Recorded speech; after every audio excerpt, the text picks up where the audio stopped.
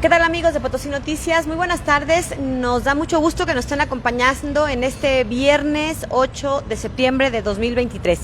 Soy su servidora Lidia Huache y vamos a estar con ustedes en esta charla desde el café. Agradecemos, por supuesto, a nuestros anfitriones, al café, al restaurante La Parroquia de Morales, que bueno, como siempre les recomendamos, la comida mexicana sabe mejor aquí. Y los fines de semana, acuérdense que tienen un buffet exquisito y muy completo. Así que bueno, pues les damos las gracias porque ya nos tienen aquí muy bien atendidos, nuestro café, y bueno, pues ahorita van a saber un poco más de quién nos acompaña acá de este lado. Y voy a saludar como siempre a mi compañera Mónica Ríos. Mónica, ¿cómo estás? Buenas tardes. Hola, buenas tardes a nuestro invitado, a ti, Lidia, y a las personas que hoy nos acompañan, y además pues obviamente a los que nos están viendo a través de Facebook Live. Y bueno, pues este viernes tenemos una plática muy interesante y como siempre les recordamos que si ustedes tienen alguna pregunta o algún comentario, pues nos lo dejen ahí en el live y nosotros haremos llegar esa pregunta o ese comentario. Así es, y bueno, pues ya nosotros preparándonos nuestro capuchino. También tú pediste capuchino, ¿verdad? Sí.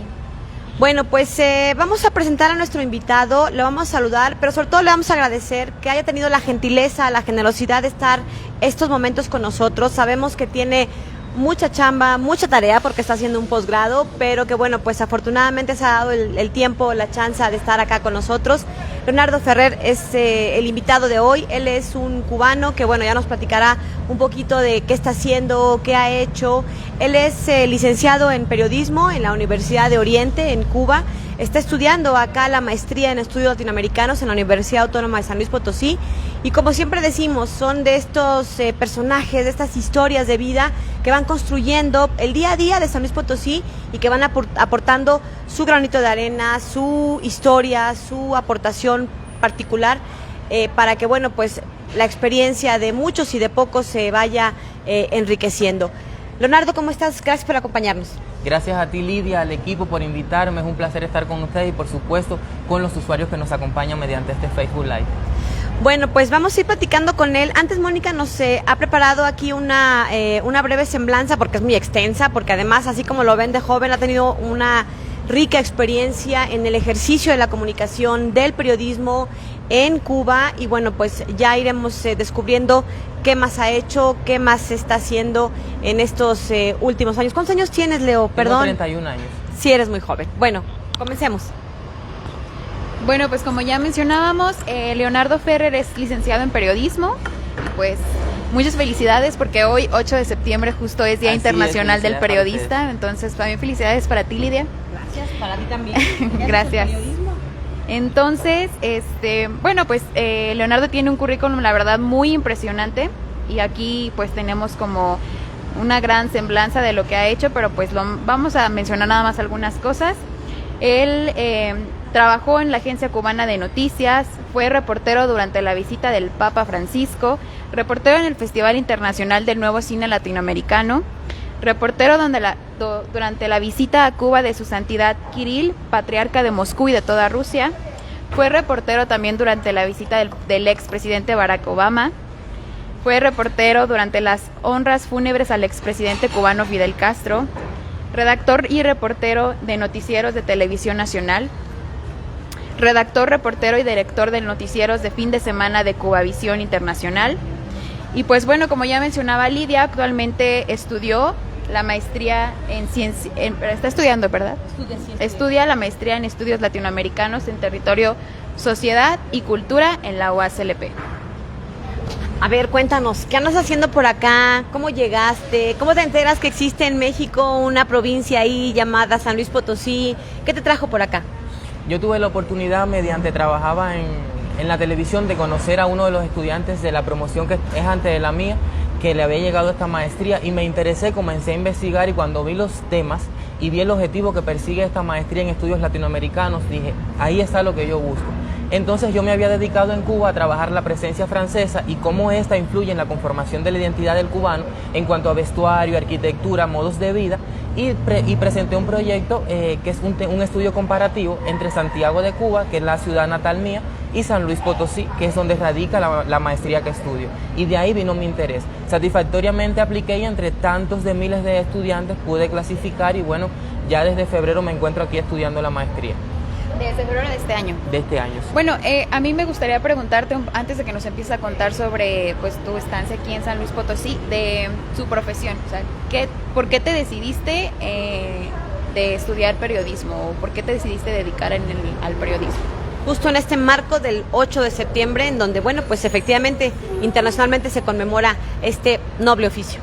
Así es, Lidia, Mónica. Bueno, yo antes de responder la pregunta, sí creo que se impone saludar a todos los periodistas, colegas míos allá en Cuba, todos los que estudiaron conmigo en la universidad, porque todos realizan un trabajo muy precioso en todos los lugares donde se encuentran. Tenemos compañeros en Telemundo, en Cuba, en España, en diferentes lugares ejerciendo el periodismo. Y yo tengo una historia que a mí me encanta mucho compartirla, porque yo desde niño siempre soñé con ser periodista. Yo dramatizaba en la mesa del comedor de la casa que estaba presentando un noticiero. Yo hacía reportajes desde la sala, pequeñito, entrevistaba a los muñecos que yo tenía y mi mamá me decía, pero ¿de dónde tú sacas eso? Me gustaba ver mucho los noticieros, pero siempre me llamó la atención el periodismo audiovisual. Yo siempre, todos mis trabajos en el preuniversitario, yo lo presentaba como si fuera un programa de televisión o si estuviera en la selva presentando alguna literatura, y entonces así me fui formando y me fui inclinando por esta profesión tan hermosa que es el periodismo audiovisual. Remontémonos un poquito más allá, justo nos decías que eres de Santiago de Cuba. ¿Cómo es esa ciudad? ¿Cómo la recuerdas? ¿Cómo fue tu infancia? ¿Con quién creciste? ¿Qué te fue llevando, digamos, qué recuerdos tienes de estos primeros años de tu vida? Ahora, cuando tú me haces esta pregunta, como que ya me traslado un poco allá a mi casa, a mi familia, y es un poco fuerte, porque recientemente vengo de allá y es muy difícil, aunque uno viene a superarse, viene por algo tan lindo como es estudiar una maestría, pero despegarse de la familia es un poco difícil, porque yo vengo de una familia muy unida, una familia que me ha acompañado en cada uno de mis pasos. Si yo iba a un concurso de español, mi familia estaba apoyándome. Si yo iba a un campamento para aprender a redactar, mi familia estaba apoyándome. Y es muy difícil haberme despegado de allá. Tengo muy buenos recuerdos de Santiago de Cuba. Yo tuve la oportunidad de hacer todos mis años hasta la universidad en esa ciudad. Es la segunda ciudad más importante de toda la isla. Queda al suroriente del país.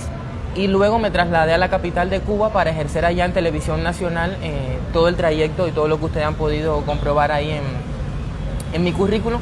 Si yo me recuerdo de Santiago, siempre voy a recordarlo con un buen sabor, porque ahí está toda la gente que amo, toda la gente que quiero, pero además mis tradiciones, mi cultura, toda mi cultura culinaria, lo que yo traigo aquí a San Luis Potosí, porque aquí en San Luis Potosí yo cocino comida cubana, yo no hago nada de tacos, me encantan los tacos y un respeto para la comida mexicana, pero yo aquí en la casa cocino comida santiaguera, nada de cubana, santiaguera. ¿Y ¿Cuál qué es el comen? platillo típico de...? Allá tenemos la comida típica, es la carne de cerdo asada, el con gris, los plátanos maduros fritos y la yuca con mojito.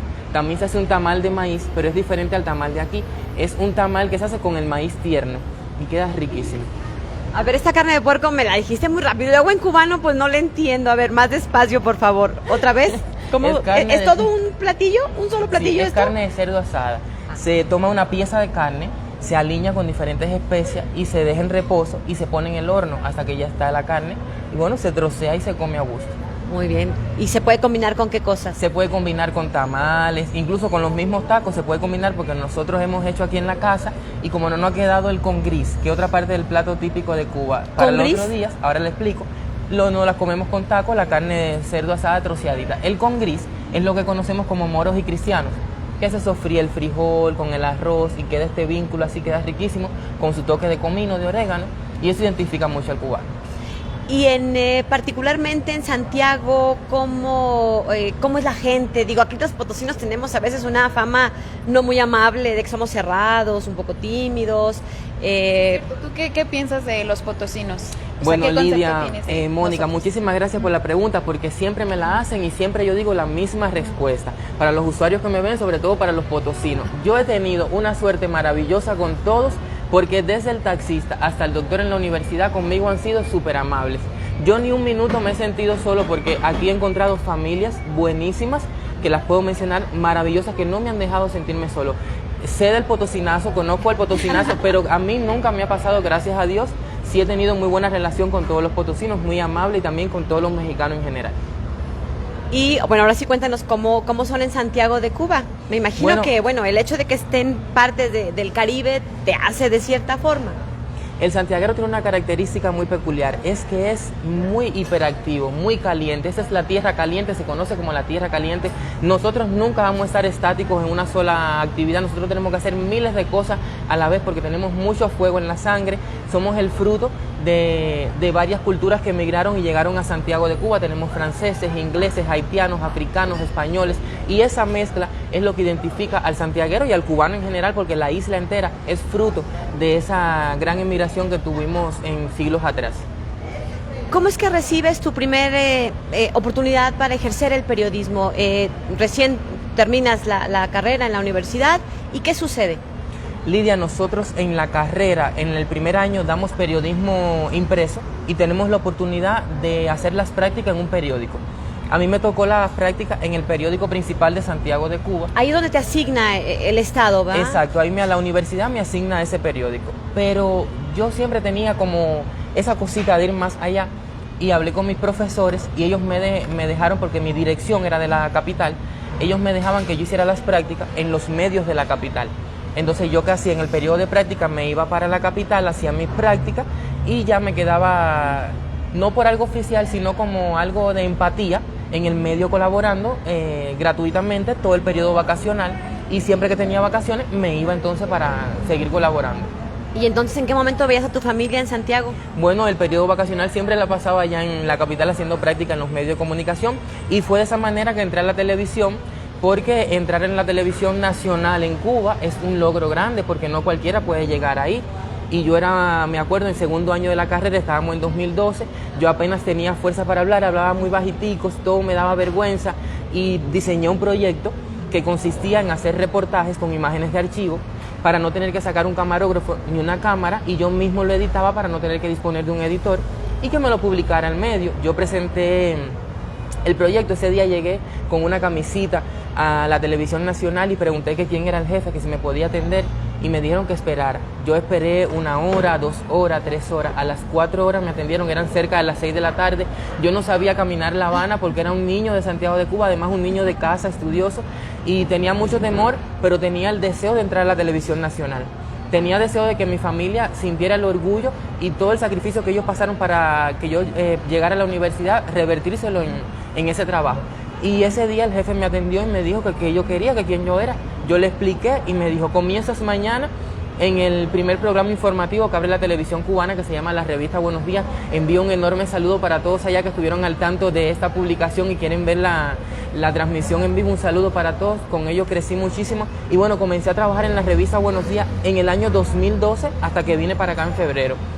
Todos los días nos recogían a las 3:30 de la mañana o 4:30, y entonces yo llegaba y me tenía que poner a redactar lo que me mandara el jefe, pero ya llegó el momento, en el año 2019, que un jefe no fue y yo tuve que asumir como jefe un día muy importante en Cuba. Fue un 22 de diciembre que celebramos el Día del Educador, y ese día tuve que asumir la dirección de la revista, y desde ese día me quedé como director de la revista y luego como jefe de redacción. Siempre asumía como director o jefe de redacción.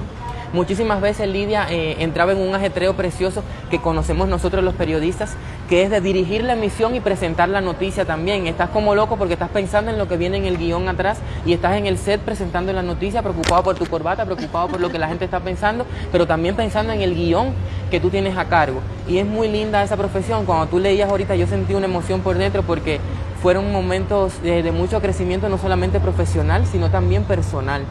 Yo sentí que todos mis sueños se hacían realidad, pero llega el momento que uno como periodista, uno como profesional, siente que el espacio no se te queda chiquito desde una parte que no tenga modestia, sino desde tu crecimiento espiritual. Tú sientes que ya ese espacio para ti no es, que tú debes ir por otro. Eso es lo que yo siento. Te quiero comentar a modo querías tú hacer otra cosa, como hacer más, aprender otra cosa. Aprender más. Ajá, ya yo sentía que era el momento de superarme en una maestría, en algo que me diera herramientas para desde el periodismo convertirme en una voz autorizada que pudiera hablar de un tema y no de todos los temas como los periodistas somos, porque también algo muy lindo que tiene la carrera de periodismo, yo siempre se lo comento a mi hermana, una lástima que ella no se haya inclinado por la carrera, es que nosotros los periodistas, si vamos a hacer una entrevista con un económico, llegamos a la entrevista casi sabiendo más que el económico, desde nuestra modestia. Si vamos a hacer una entrevista a un historiador, llegamos con la historia entera aprendida allí para poder hacer una buena entrevista. Y entonces eso es una cosa muy linda del periodismo, que te da las herramientas para tú investigar y prepararte y poder comportarte de una manera digna frente a esa entrevista.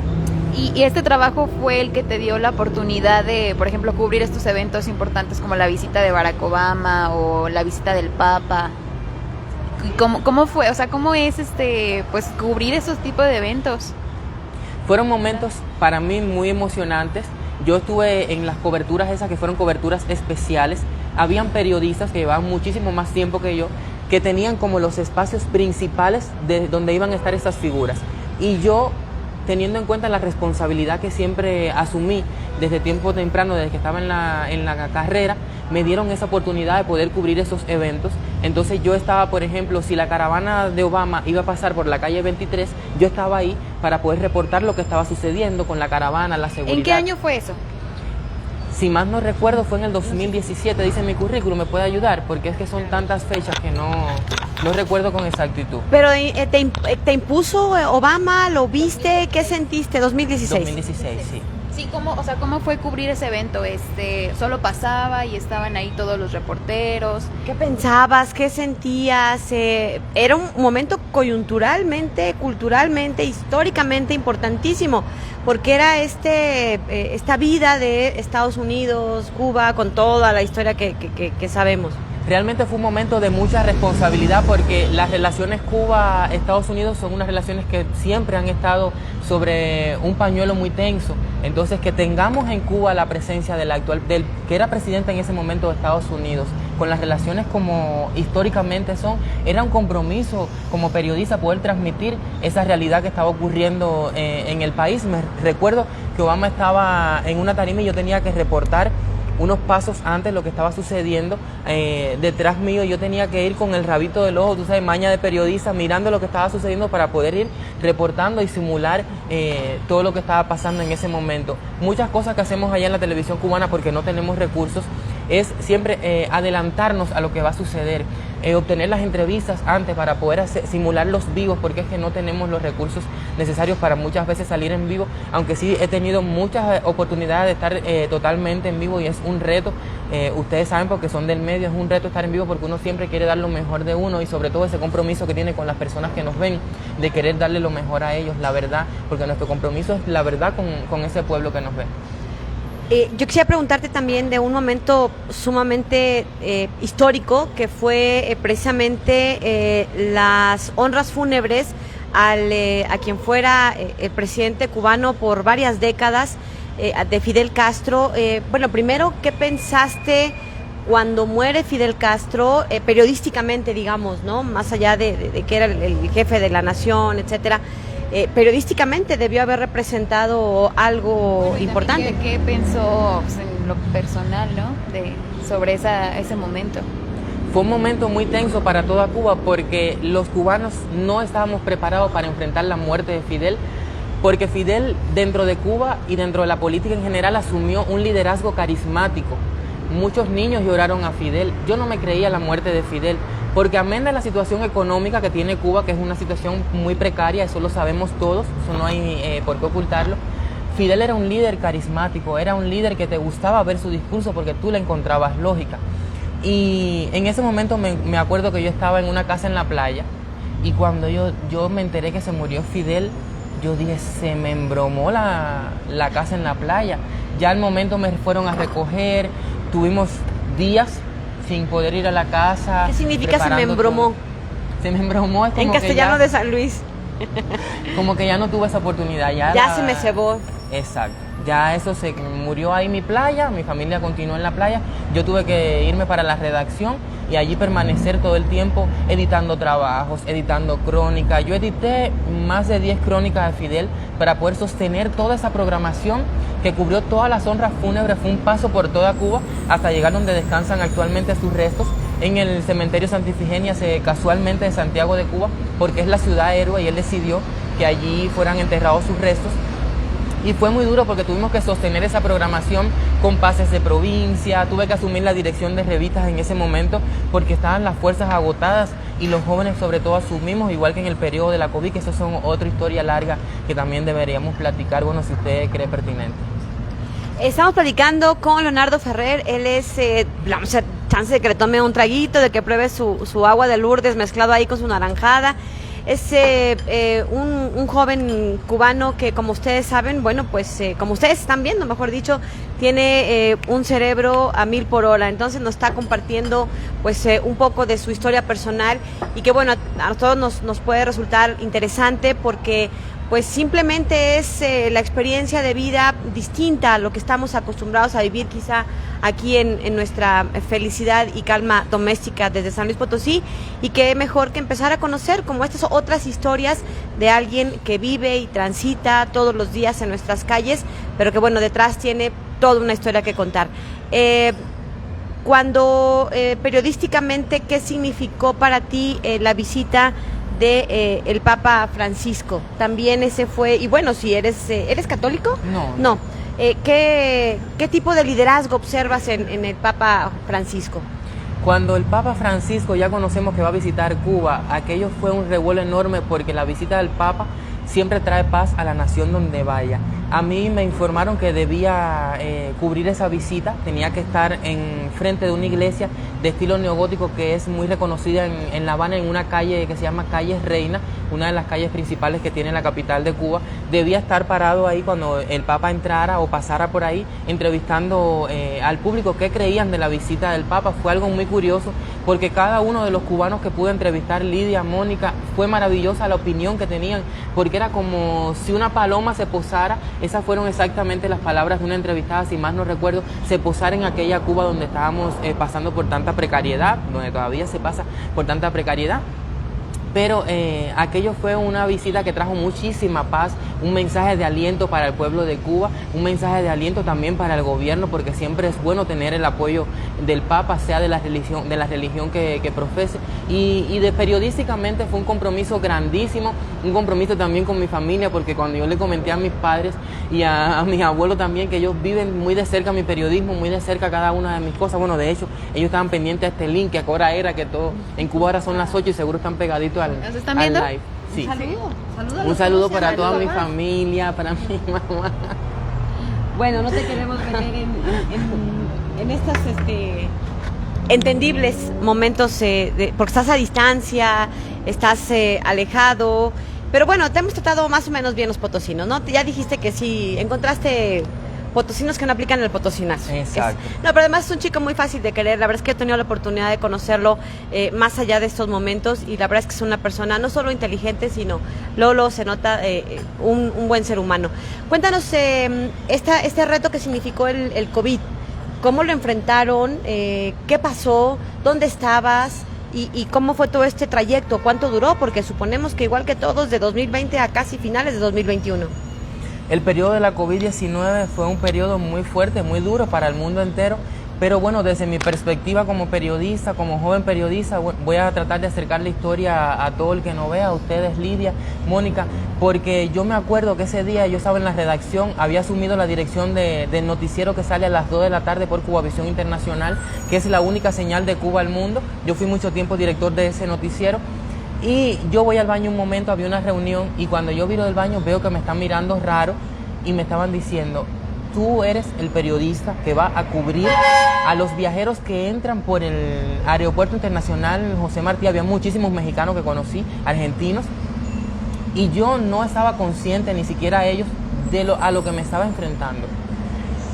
Yo asumí mi tarea con una posición muy positiva y me voy para mi casa. Me pongo a leer todo lo que está sucediendo en el mundo, porque nosotros siempre hacíamos una reunión a las 8:30 de la mañana para tener la agenda del noticiero de la 1 de la tarde que sale por Televisión Nacional, y ya en esa reunión conocíamos lo que sucedía en el mundo. Con la COVID-19 a Cuba no había llegado. No había ningún caso para entonces. No había ningún caso. Pero ya habían empezado a oír la gravedad en China, ya habíamos comenzado en otros a escuchar el daño que podía ocasionar la COVID. Entonces yo decía que... en México el primer caso, si no mal recuerdo, fue en marzo, ¿no? En Cuba cuando fue en marzo el primer, también. Igual. A mediados de marzo fueron 3 italianos, y yo llego al aeropuerto internacional José Martí, pero ya yo me había leído todo, periodista al fin, de los riesgos. Y yo le dije ¿Llevabas cubreboca puestos? No, yo no llevaba nada, en ese momento no había una cultura de nada. De hecho, en la televisión cubana se hicieron reportajes como para que no se utilizara la mascarilla en ese primer momento, como una manera de no asustar al turista. se hizo esos reportajes. Y yo me acuerdo, yo fui desprotegido, pero tanto yo investigué de la COVID-19 que antes de bajarnos del carro, yo le dije al jefe que nos llevaba de la aduana, que es la que atiende ya toda esta parte de inmigración en Cuba, le dije, no nos bajamos de aquí sin cubrebocas y sin guantes. Esto mata, esto es peligroso. El camarógrafo se quería bajar porque el cubano tiene esa de que no me va a pasar a mí, le va a pasar a otro. Nos buscaron los aditamentos y yo con todo ese día, yo recuerdo que entrevisté varias personas que venían de México, de Argentina, con una inocencia total a conocer Cuba como si no estuviera pasando nada. Y nosotros en la redacción todos erizados, asustados, porque aquello era el caos y las personas como si no estuviera pasando nada. Yo ese día tuve la oportunidad de hacer un reportaje en una mesa preciosa donde habían unos médicos que se estaban arriesgando a tomar la temperatura y a todo aquel personal que entraba a Cuba. En el aeropuerto. En el aeropuerto. Y nunca se me olvida que yo hice una presentación en cámara con todos mis aditamentos para mostrar mediante mi figura todo lo que había que utilizar para poder evitar la presencia del COVID-19 en nuestros cuerpos. Y esa parte de ese reportaje fue censurada durante un tiempo. Cuando el reportaje volvió a salir, porque ya se podía usar la mascarilla de forma general. O sea, censuraron la parte en la que tú salías esa parte protegido. fue censurada. Si mi reportaje salió bien hoy, al otro día no podía salir esa parte. Tuve que ir a cortarle esa parte, porque tenía los aditamentos y en ese momento los aditamentos ahuyentaban el turismo. Ya posteriormente sí se hizo una campaña donde sí había que utilizar la mascarilla. ¿Por qué te interesó venir acá a San Luis Potosí? Ya nos decías que, bueno, esta ambición, esta necesidad de conocer más, de prepararte más. ¿Por qué específicamente la maestría en estudios latinoamericanos?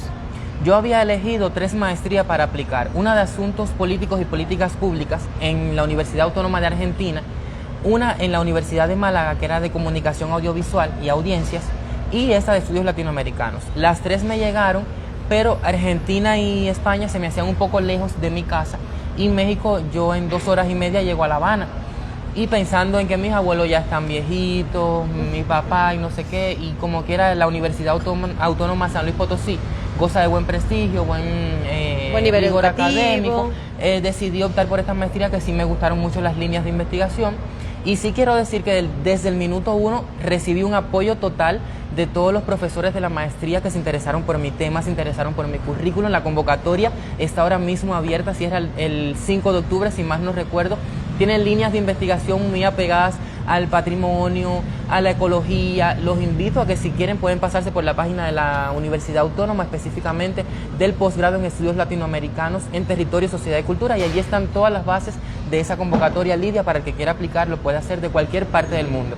Por cierto, un saludo a todos los compañeros de la Facultad de Ciencias Sociales y Humanidades, que es donde está alojada esta maestría, y que siempre también tenemos ahí muy buena relación con ellos. Lidia, y perdona, ahora que tú lo dices, voy a aprovechar porque la profe Ángeles y la profe Gudelia me dijeron que por favor que la saludara, y yo le mando un enorme saludo, porque desde el minuto 1 que llegué aquí, bueno, ellas siempre han estado conmigo protegiéndome, ayudándome en todo, y le mando un beso grande también a todos mis compañeros de aula que seguro están también presentes mirando este live, y bueno, a mis compañeros de piso, a mi Eriquilla, un beso grande. A Erika también un saludo.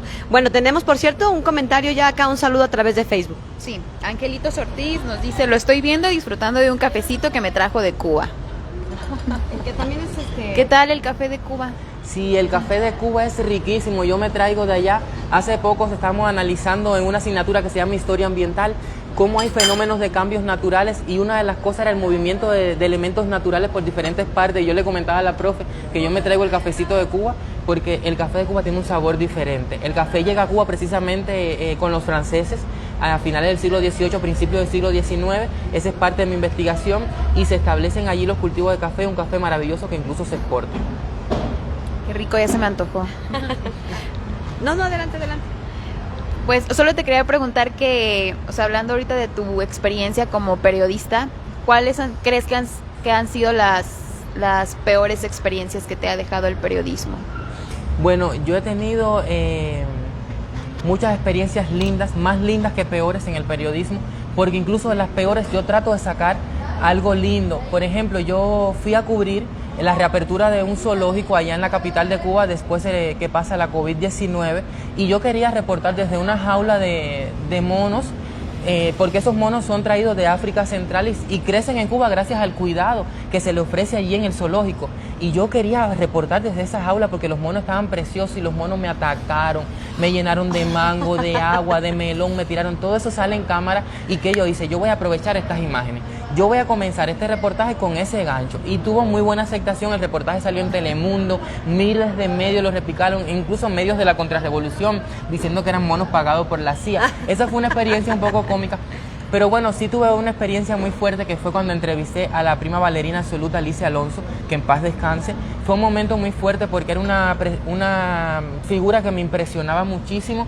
Yo de niño siempre me ha gustado todo este mundo de la cámara, de la actuación, del baile, del periodismo. Lo más cerca que pude llegar a las cámaras es el periodismo, porque realmente mis padres no tuvieron el aquel de acercarme a talleres que tuvieran más vínculo con el arte, aunque el periodismo es ciencia y arte.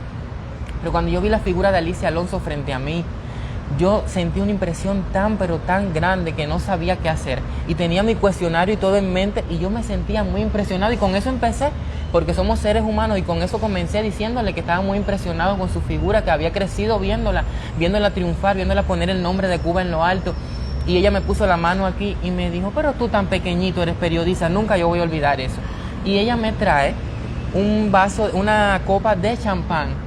Yo en ese momento, yo recién salía de la casa, yo no conocía bebida alguna y yo pienso que era sidra. Me tomo aquello como agua y yo veía a Alicia Alonso doble. Les cuento que yo la veía doble porque yo no estaba adaptada a tomar. Pero ese día fue muy bonito porque ella me mostró un traje que usó en una de las funciones más importantes de su vida, se llama la función de desagravio, que fue contra el régimen de Batista, en oposición a lo que Batista hacía con la educación en ese momento. Y mediante ese traje que ella me mostró, todo hecho de plumas de cisne, yo pude construir una historia que dio paso a esa entrevista, porque si algo me gusta del periodismo es llevarle la noticia al pueblo, al público, pero mediante una historia para que ese público no solamente se impacte, sino también disfrute de esa noticia.